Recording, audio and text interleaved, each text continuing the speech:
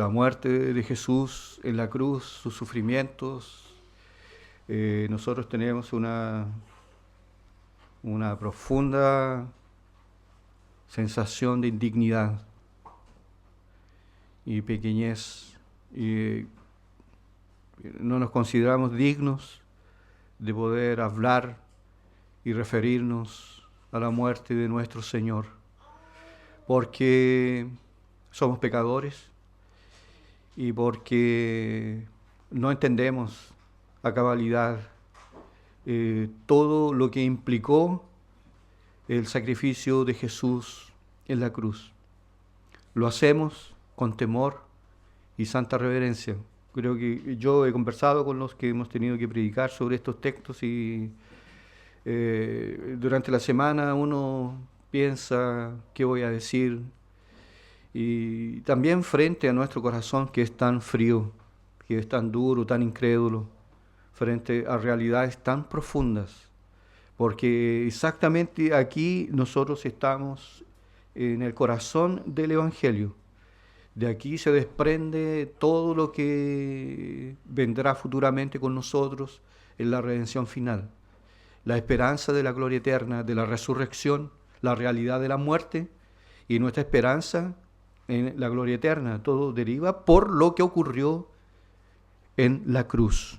Cuando Jesús un día vino a este mundo, vivió de una manera pura y santa y entregó su vida en la cruz y murió como el peor de los criminales. Por eso que fue crucificado al medio. Y permita el Señor y el Espíritu Santo que podamos, no solo ahora, sino durante la semana, podamos también meditar en estas profundas verdades que nos revela el Evangelio. No puedo olvidar las palabras del doctor Martyn Lloyd-Jones cuando él dice que toda nuestra vida cristiana superficial, todas nuestras debilidades y fragilidades, y viviendo en esta burbuja de problemas familiares, de trabajo y ese tipo de cosas que nos mantienen mayor parte del tiempo cansados, débiles, todo eso, dice él, se debe a que no tenemos una comprensión clara de la cruz de Cristo, lo que Cristo hizo en la cruz para redimirnos del poder de Satanás y llevarnos a las mansiones celestiales. Esta palabra que nosotros vamos a estudiar hoy, que Jesús, estando en la cruz, él pronunció siete expresiones. Y en el día de hoy consideramos la sexta en el orden. La sexta, la última fue: Padre, en tus manos encomiendo mi espíritu. Pero antes de haber dicho esto, dijo esta palabra: consumado es. Dice el texto que estando Jesús allí en la cruz, se le dio a beber vinagre, que era de cierta manera para aliviar un poco el profundo tormento de la sed que él estaba allí sufriendo.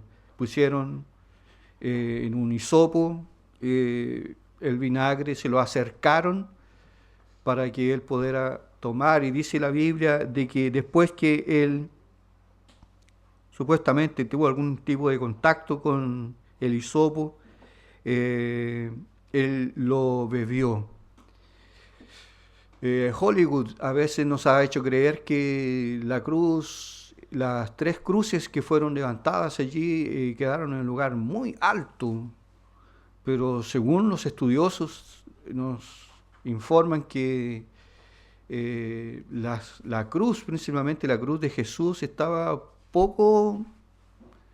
no estaba tan elevada del suelo, y es por eso que con una pequeña vara, como si fuese hoy un escobillón, se podía llegar fácilmente hasta la boca de Jesús para ofrecerle este vinagre, que es un vino descompuesto. Fue eso que le fue ofrecido al Maestro para mitigar su dolor. Solo Juan, después que Jesús tomó el vinagre, solo Juan registra estas palabras de los 4 evangelistas. Consumado es. Y esta expresión, consumado es, en el griego, se expresa con una sola palabra, tetelestai. Tetelestai es la única palabra que encontramos en el griego para describir consumado es, o ya todo está quitado, todo está pagado, no hay nada más que hacer, todo ya fue realizado. En esta palabra que Jesús pronunció, que fue la sexta, cuando la exposición que hizo Marco la semana pasada, cuando Jesús dijo, tengo sed, Jesús dijo esas palabras en un estado espiritual y emocional de profundo dolor físico y un profundo dolor espiritual.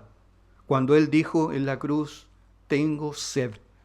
Allí los dolores del infierno el Señor estaba sintiendo en aquella cruz.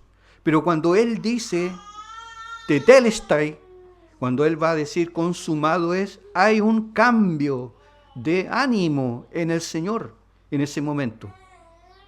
Y por una razón muy sencilla, porque esta palabra tetelestai es nada más y nada menos que el grito de la victoria. El grito de la victoria, por lo mismo hay un cambio de ánimo en el Señor al haber pronunciado esas palabras. 2 puntos iremos a considerar hoy en que involucran esta expresión tetelestai o consumado es. Primero, en la cruz, nuestro Señor Jesús fue perfectamente o totalmente obediente a su Padre. Porque Él pudo haber rechazado la cruz. Es mucho, es demasiado. Es mucho sufrimiento. Desde que el Señor nace hasta que Él muere, tribulación, persecución, de todas las formas y maneras imaginables. Jesús sufrió. Dice la palabra que Jesús cuando nació, ya Herodes buscó de todas maneras, de todas las formas, darle muerte. Tuvo que, por instrucción del Señor, José tuvo que huir a Egipto. Y después cuando el Señor ya empieza su ministerio, Él fue rechazado por su propia familia, por sus propios familiares, porque Él sabe lo que es ser rechazado por los familiares, que algunos de nosotros podríamos pensar, la familia que me tocó, cómo ha sido difícil tratar con la familia que tengo, los peores piedrazos, los peores dolores vienen de la familia. Jesús sabe lo que es eso, porque Él fue tratado incluso como loco por sus propios familiares durante un tiempo de la vida de ellos, porque ellos no creían en el Señor. Después Él tuvo que tratar con toda la incredulidad, la debilidad de los discípulos. Fue abandonado por todos ellos, fue traicionado por Judas, y en las últimas horas Jesús fue tratado como un criminal. Sin embargo, Él sabe que Él tiene que terminar en la cruz. Ese es el objetivo de su venida. Y Él enfrenta y asume la cruz en obediencia al Padre, porque esta era la voluntad de su Padre Celestial, que Él entregara su vida, que Él hiciera la expiación, que Él derramara su sangre por la culpa, los pecados y fracasos de su pueblo. Y en obediencia a ese mandamiento celestial y a ese decreto eterno o pacto de redención, Jesús obedece. El apóstol Pablo, cuando escribe a los filipenses, dice que Jesús, toda su vida fue marcada por la obediencia. Y Él fue obediente, dice el apóstol, obediente hasta la muerte. Y muerte de cruz. Muerte de cruz. Durante toda su vida, Jesús fue obediente a su Padre. por un lado, por el hecho de él cumplir toda la ley, obedecer toda la ley, no pecar jamás y en entregar su vida allí en la cruz.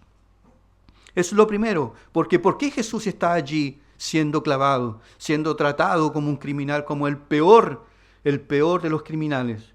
En obediencia al mandamiento de Dios para que se cumpliera la profecía de Isaías 53, cuando dice el profeta que Dios el Padre a él le plugo molerlo, quebrantarlo, sujetarlo bajo padecimiento, porque la ley tenía que ser satisfecha. Había sido quebrantada y alguien tenía que pagar. ¿Y quién paga en la cruz? Es el Hijo de Dios. De tal manera que durante toda su vida Jesús fue obediente a su Padre en todo momento. Nunca se desvió, nunca tuvo un mal pensar, nunca tuvo un mal deseo, nunca dijo, usted podrá leer en la Biblia, no estoy mintiendo. Jesús nunca es la única persona que nunca dijo, perdóname, perdóname, perdón, me arrepiento. Nunca, porque él nunca pecó. Si lo hubiese dicho, él habría mentido. Pero como él es puro y santo, Jesús no pecó jamás. Hermanos, no existe nada que, incluso con relación a nosotros, que Dios exija de nosotros, ¿ya? En lo cual nosotros no podamos obedecer. La obediencia que Cristo él ofreció al Padre durante toda su vida y su muerte, Él también la da como herencia a todos sus discípulos, a todos sus seguidores. De tal manera que nosotros también, como Jesús, debemos seguir su ejemplo en tener una vida sujeta a la voluntad de Dios, en hacer siempre la voluntad de Dios, porque nuestro Maestro nos dio ejemplo para que nosotros también podamos ser obedientes a nuestro Padre Celestial en todo. Nosotros no podemos decir que Dios a veces exige o manda cosas que yo no puedo hacer. No, todas las cosas que Dios exige de nosotros, Él sabe que nosotros las podemos hacer, las podemos cumplir. Además, que Él nos ha dado su Espíritu para que lo podamos hacer. Aunque debemos reconocer que cuando Dios nos da sus mandamientos, obviamente que Dios no espera de nosotros, porque Dios es sabio. Dios no espera de nosotros una obediencia perfecta, porque nunca la va a encontrar. Pero sí Dios espera una obediencia sincera. Sincera. Que aunque yo no pueda a veces con estas alas terrenales volar tan alto como Él así lo demanda o lo desea, pero que por lo menos esté en nosotros el anhelo, el deseo de poder hacerlo, porque Dios juzga las intenciones del corazón. Y Él no va a esperar obediencia perfecta, que no la va a encontrar, pero sí una obediencia que sea sincera. Pedro, cuando escribe su primera carta a los hermanos, los llama, a los cristianos los llama los hijos de la obediencia. Y el apóstol Pablo, cuando le escribe a los efesios, llama a los incrédulos los hijos de desobediencia. Los incrédulos son los desobedientes, los que no hacen la voluntad de Dios, los que viven en pecado, en transgresión. Pero los cristianos, los discípulos de Jesús, son llamados los hijos de obediencia. Cuando el apóstol Pablo le escribe su carta a los corintios, dice, vosotros obedecisteis de verdad al evangelio que os fue anunciado. Porque hay una estrecha relación entre la verdadera espiritualidad y la verdadera comunión con Dios y la obediencia. Siempre andan juntas. De tal manera que Jesús impone sobre nosotros el desafío de seguir su ejemplo. Así como Él está allí en la cruz, siendo clavado, siendo ejecutado por la ira de los hombres, la maldad de los hombres del punto de vista humano, Él está allí en obediencia al mandamiento de Dios. Y así nosotros también debemos estar sujetos a hacer y cumplir el ejemplo que Jesús nos ha dado. Recuerde esto, si lo puede escribir en las tablas de su duro corazón de piedra, escriba esto sirve. ¿Ya? La bendición de Dios siempre estará en la obediencia, no en el sacrificio. No vale aquí, no, yo cometí un pecado terrible contra Dios, me rebelé contra Dios, pero voy a hacer 2 cosas buenas. Y ahí yo equilibro un poco el barco. A veces yo desobedezco, pero voy, después a la iglesia y doy una ofrenda. Y ahí aplaco la ira de Dios. Eso no existe. Eso no existe.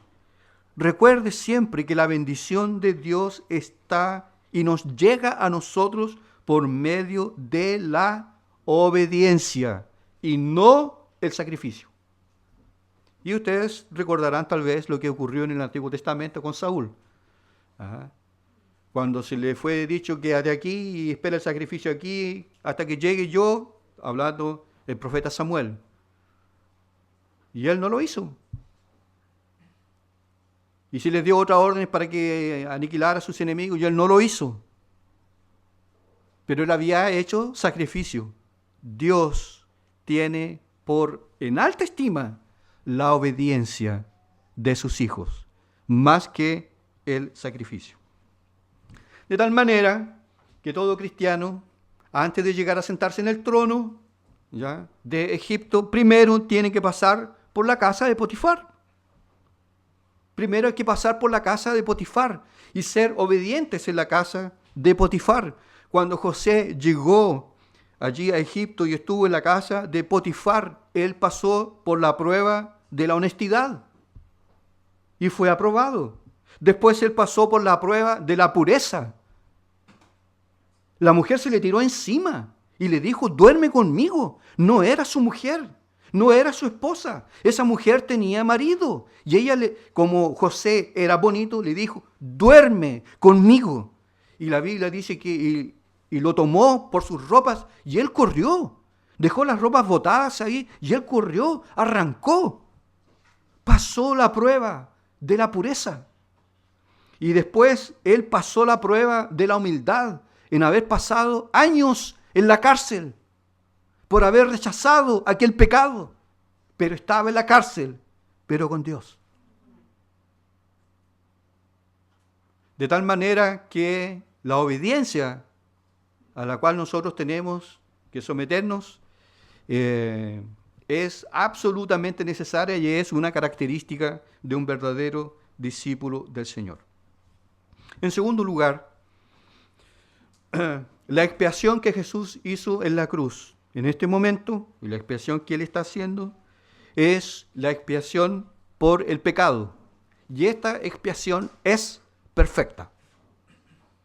Por eso que Jesús en la cruz está diciendo, o dice esta palabra, o esta expresión, tetelestai. Porque su expiación, su sacrificio por el pecado, está siendo hecha de manera perfecta. No como los animales, la sangre de toro, machos cabríos que se realizaba en el Antiguo Testamento. El sacrificio de Jesús en la cruz fue un sacrificio perfecto. Perfecto. Y ya no hay nada más que hacer, no hay nada más que agregar, porque todo lo necesario para aplacar o desplazar la ira de Dios fue realizado por nuestro Señor Jesucristo. Su sacrificio fue perfecto. Su sacrificio fue suficiente para perdonar los pecados de todos aquellos que se arrepienten. Pero debe surgir una pregunta en nosotros. ¿Por qué Jesús utiliza esta expresión tetelestai? ¿Por qué Jesús utiliza esta expresión consumado es, que es la forma como aparece en nuestra lengua? Y en el griego solo esta expresión tetelestai. ¿Por qué? ¿Por qué Jesús usa esa palabra?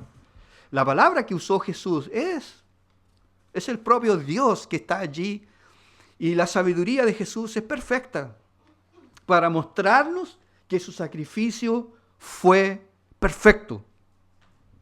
Tetelestai era una palabra que era bastante conocida en los días de Jesús. Era bastante utilizada en la sociedad judía.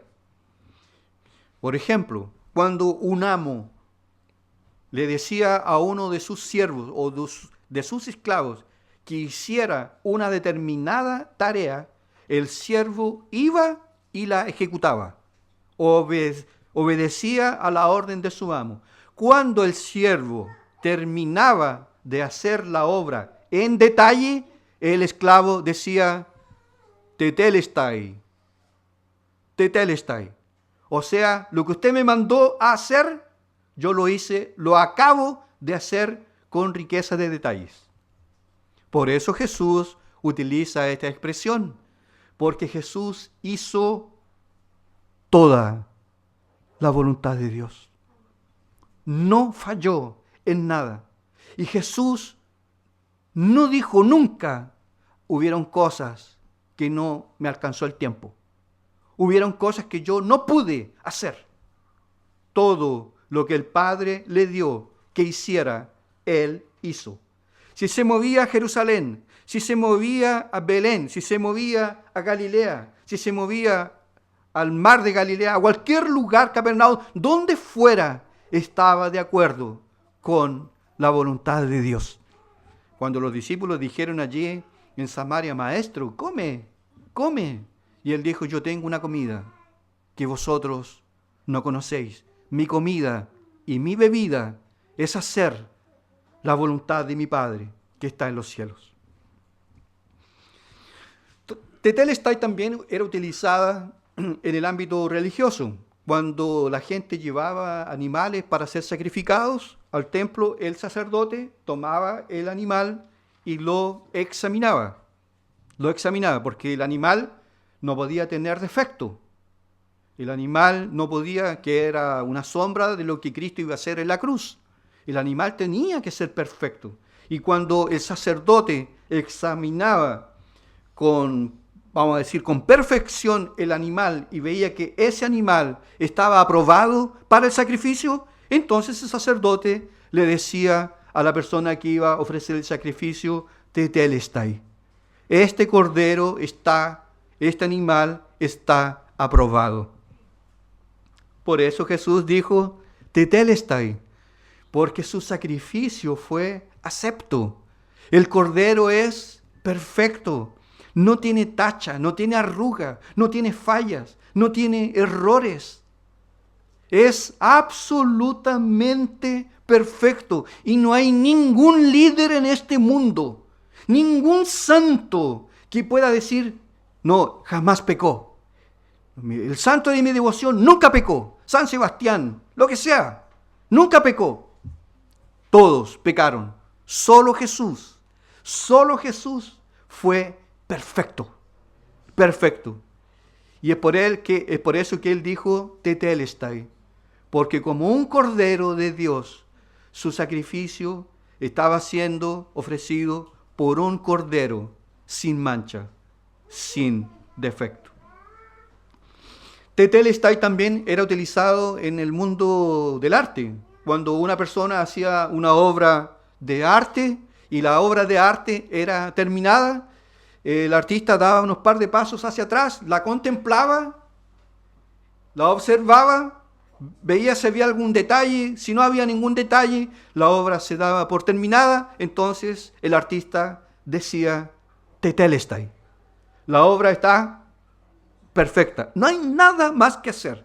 Dicen incluso algunos que Miguel Ángel, con su obra David en mármol, él dio unos pasos hacia atrás y probablemente haya dicho estas palabras. La obra está perfecta.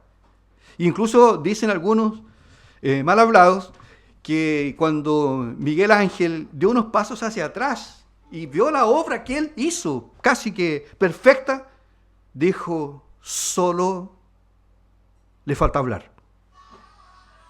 Solo le falta hablar. De tan perfecta que era. Esta era la frase que utilizaban los artistas. Y obviamente que Jesús dijo tetelestai, porque la obra que él hizo estaba acabada, perfecta. No hay nada que se le pueda agregar, que se le pueda quitar. Lo que Jesús hizo es recibido y aprobado por su Padre Celestial. Pero también en los bancos, también se utilizaba en el mundo financiero, también se usaba bastante esta palabra tetelestai. Cuando alguien adquiría una deuda, entonces tenía que pagarla. Me imagino que usted sabe de lo que estoy hablando, ¿no? ¿Ya? Pagar. Y cuando la persona iba a pagar la última letra, entonces y pagaba, entonces el banquero tomaba los papeles, los documentos y los timbraba. Y el timbre llevaba esta palabra, tetelestai. La deuda está pagada. Usted no debe nada. Está libre. Libre. Y obviamente que no puede haber un gozo maravilloso aquí en esta tierra cuando una deuda sale de nuestros hombros. Estoy libre. Pagué la deuda. Ya no debo nada más.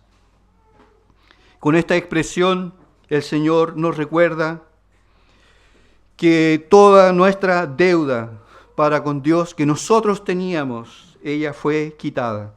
Ningún otro sacrificio ahora es necesario para la salvación de nuestras almas. El sacrificio de Jesús fue perfecto, fue suficiente y fue eficaz para remover la culpa y reconciliarnos con Dios. Y no importa el pecado que nosotros hayamos cometido, porque el diablo viene y dice así, pero aquí son todos santos, Mira para acá, aquí son santos. Tú eres, no. Si la gente supiera quién eres tú, ese tipo de pecado que tú hiciste, no. Ese pecado no tiene perdón. Estos que están acá no han cometido ese pecado. Pero este pecado que tú has cometido no tiene perdón. Aborto. Tú cometiste un aborto. Tú cometiste un asesinato. Eso no tiene perdón.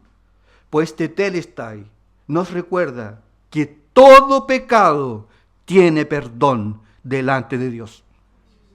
Todo pecado. No hay ningún pecado que Dios no pueda perdonar, excepto, obviamente, la blasfemia contra el Espíritu Santo, que los cristianos están libres de cometerla. Y todos aquellos que tienen interés verdadero y genuino por el Evangelio. Y de lo contrario, usted no estaría aquí. Si hubiese cometido el pecado imperdonable. Tetelestai, por lo mismo, nos recuerda que hasta el más vil de los pecados, el más infame de los pecados, Dios puede perdonar. Y que Dios perdona a todo tipo de pecadores. Pecadores con cuello y corbata, pecadores rebeldes, pecadores violentos, pecadores agresivos. A todos Dios perdona, porque el sacrificio de Jesús en la cruz fue perfecto, fue suficiente y fue eficaz. Quisiera hacer algunas aplicaciones prácticas para terminar de hablar un poco sobre esta extraordinaria expresión utilizada por nuestro Señor. Primero, si el sacrificio de Cristo en la cruz, tetelestai, es un sacrificio suficiente, perfecto y eficaz, ¿verdad? Si lo es, Entonces es un insulto abominable a Cristo exigirle algo más de lo que Él hizo durante su vida y su muerte. No, yo quiero algo más. Yo quiero que Él haga algo más de lo que Él ya hizo. Eso es un insulto. No, yo creo que así llegar y pedir perdón a Dios, no, es muy fácil. Así cualquiera se salva. No, hay que colocar obras, hay que demostrar con sacrificio. Es un insulto a los cielos. Es por eso que nosotros debemos ir a Cristo y decirle, Señor, aquí está un vil pecador fracasado. He sido rebelde, he sido incrédulo, me he desviado de tus caminos, pero me arrepiento de todos mis pecados. Y creo que lo que tú has hecho por mí en la cruz es suficiente para perdonarme de todo pecado y de toda iniquidad. Tetelestai nos debe recordar que todo lo necesario para que nosotros seamos salvos ya fue hecho por Cristo. Una sola vez y para siempre. Ya no es necesario hacer más sacrificios. Además que sacrificios que involucren derramamiento de sangre, de gente, de personas, sangre humana, es una abominación a Dios. Jesús ofreció su sangre por nosotros en la cruz y eso es suficiente, absolutamente suficiente. Estoy diciendo esto por las cosas que han ocurrido en la historia de la Iglesia, específicamente en el año 1545, en el año 1545 y 1563. ¿Ya? Estoy refiriéndome claramente al conocido el Concilio de Trento, realizado exactamente en el norte de Italia, en la ciudad de Trento. El Concilio de Trento. El Concilio de Trento es una ofensa a la cruz de Cristo. En el Concilio de Trento se le dio cuerpo y forma a lo que se conoce hoy como el catolicismo romano. Se enseña y se establecen allí la práctica de la misa. O sea que en cada misa Jesús nuevamente vuelve a ser sacrificado. Eso es una abominación a Dios. El Concilio de Trento estableció que la salvación del pecador, o sea, la justificación, no es solo por la fe, sino también por las obras. Entonces, si es por obras, con fe, el sacrificio de Jesús no es suficiente. Hay que colocarle algo, hay que agregarle algo. Yo tengo que poner algo. Y el sacrificio de Jesús en la cruz, de Tetelestai, nos recuerda que solo el sacrificio de Jesús es suficiente. También en el Concilio de Trento, también se establecieron las oraciones por los muertos. Que el pecador malo que no se arrepintió de aquí no se va al infierno, se va a un lugar llamado purgatorio. Y desde aquí, desde esta vida, los familiares que están vivos deben hacer sacrificios, misas, ofrendas, para que esa alma sea purificada. Y cuando sea purificada, entonces ahí esa alma puede seguir y entrar en el cielo. Eso es una aberración. La Biblia nunca habla de purgatorio. La Biblia habla de cielo e infierno. Y todo lo relacionado con la vida eterna de un ser humano se resuelve en esta vida. Por eso que dice el escritor a los hebreos, está escrito que el hombre muera una sola vez y después de esto, juicio. Y los que murieron encima del muro, al infierno, al lago de fuego, donde está el gusano que azota día y noche a los incrédulos. Pero los que creyeron, se arrepintieron, ellos mueren y suben a la presencia de Dios. Y esto no lo digo yo, lo dice la Biblia, la palabra de Dios. Jesús en la cruz le dijo al ladrón, cuando el ladrón le dijo, acuérdate de mí cuando vengas en tu reino. Jesús le dijo, hoy estarás conmigo en el paraíso. O sea, también nos da de paso recordar que Jesús cuando murió no fue al infierno. Hoy estarás conmigo en el paraíso. Jesús murió y subió a la presencia de Dios y con él siguen todos aquellos que ya están en la presencia de Dios, que creyeron en nuestro Salvador. Entonces la pregunta es, ¿le basta Cristo? ¿Y solo Cristo? ¿Y nada más que Cristo? Téngalo muy claro en el día de su muerte. Si le queda tiempo para pensar. Si le es dada la oportunidad de pensar antes de morir. Porque hay algunos que se van de una. ¿Por qué Dios lo podía dejar entrar en el cielo? ¿Por qué? Porque usted tiene su papá que es cristiano, su papá es pastor, su abuelo fue pastor. Porque usted no fue una persona mala, porque usted ayudó mucho en la Teletón, porque usted era de aquellos que le daba agua a los perros en la calle, usted le daba alimentos a los gatos, usted no dejaba ningún animal en la calle, ¿por eso va a entrar al cielo? No, es que yo no fui una persona mala. No, malo fue el vecino, malo fue este otro, el bandido este. No, yo fui bueno. Ninguno que sea bueno va a entrar en el cielo. En el cielo van a entrar almas arrepentidas, que creyeron en Cristo Jesús. Entonces, ¿por qué usted podría o debería entrar en el cielo?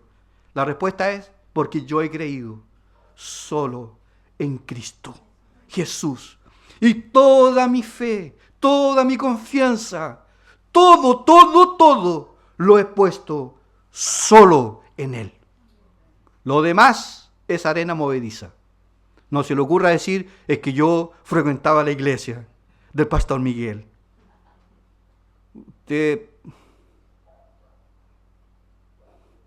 va por mal camino. Cristo, solo Cristo, nada más que Cristo. Soy un gran pecador, pero he creído solo en Cristo. Por eso que Él dijo, yo soy el camino, no un camino, el camino. Artículo masculino, definido, singular. Yo soy el camino, la verdad, la vida. Nadie va al Padre si no es por mí, dijo Él. En Cristo confío yo. Por eso que agregarle al sacrificio de Cristo obras es un acto abominable a los ojos de Dios. Segunda pregunta. Jesús fue obediente en todo y hasta la muerte, y muerte de cruz. ¿Cómo andamos por casa? ¿Cómo andan los niveles de obediencia? ¿Le han dicho a usted en algún momento, a ti no te sirve de nada ir a la iglesia? Que tú estás cada día peor. Y para ser así como tú, mejor me quedo como estoy. No. Parece que fuiste bautizado en jugo de limón. ¿Cómo tan ácido, tan mal carácter? Lo más probable es que la crítica que le están haciendo a usted sea justa. Porque los niveles de obediencia son bajos. Hay niveles de obediencia más altos en el mundo. Hoy en el mundo hay gente mansa. ¿No conoce usted o no? Personas en el mundo, pero, oye, qué buena gente. Oye, me hizo un favor. Solo le falta ir a la iglesia, parece.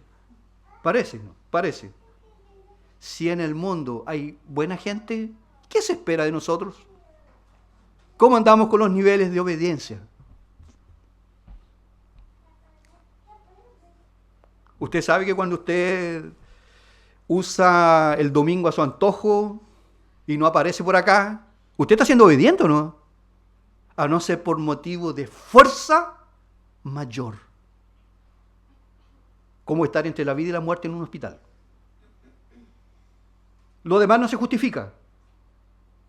¿Cómo andamos con los niveles de obediencia? obedecemos al Señor, cuando de repente escuchamos esa voz que nos dice, allá en lo profundo de nuestro corazón, anda a orar, lee la palabra, ora, ora hombre, tienes que orar. ¿Lo escucha o no? ¿Y ahí cómo reacciona frente a eso? ¿Cómo andamos con los niveles de obediencia? Un hijo de Dios es un hijo obediente. Obediente. Y si incluso a veces tiene que pasar, entre comillas, vergüenza por causa del Evangelio, lo hace. Además que el Evangelio a nosotros no nos hace pasar vergüenza, jamás. Pero si tenemos que confesarlo y por eso nos echan, bueno, me voy, pero me voy con Dios. No me voy a acostar con el jefe. No, no lo voy a hacer. No voy a hacer maldades para subir, para involucrarme con la corrupción, porque tengo una conciencia cautiva a la palabra de Dios. La obediencia. Ese clavo que usted se colocó en la mochila, ese clavo no es suyo. Esa herramienta no es suya. ¿Para qué se la lleva? No es que nadie la está usando. Es que va a quedar botada ahí. Que quede botada. No es suya. Si usted se la lleva, es hurto. Es un hurto. Y el hurto hormiga anda a la orden del día. El cristiano es hijo de la obediencia. No es mío. No lo quiero. No lo quiero. No lo quiero. Puede parecer muy bonito, muy hermoso. No es mío. No es esa mujer que tiene marido. O sea, no es mía. No es mi mujer. Mía es mi esposa. Los cristianos son los hijos de la obediencia. ¿Amén? ¿Cómo andamos? ¿De las piernas? ¿Ah? Y la tercera pregunta y la última, ¿usted conoce alguna persona que dice ser cristiana? No, si mi Jesús, yo no salgo de la casa sin mi Jesús y mi Jesús. ¿Usted conoce una persona que dice que es cristiana, pero que cuando se le sube el indio, deja la pura escoba, pero dice que es cristiana? El cristiano es hijo de la obediencia aquí y allá, principalmente en el hogar. Así que tómese su machismo y trágueselo de una, porque el machismo es una abominación a los ojos de Dios. Así como, hermanita, el feminismo. No es que a mí me educaron así, no es que a mí me... A la basura con eso. La Biblia, la palabra de Dios, es nuestra máxima autoridad. Y al marido se le respeta. Eso dice la Biblia. ¿Amén, hermanita? ¿Ah? Como maridos, amad a vuestra esposa como Cristo amó a su iglesia y se entregó a sí mismo por ella. ¡Wow! Y hermanas, mujeres, someteos a vuestro esposo, porque eso es justo, como la iglesia a Cristo. Y así vamos a andar derechito para la gloria de Dios.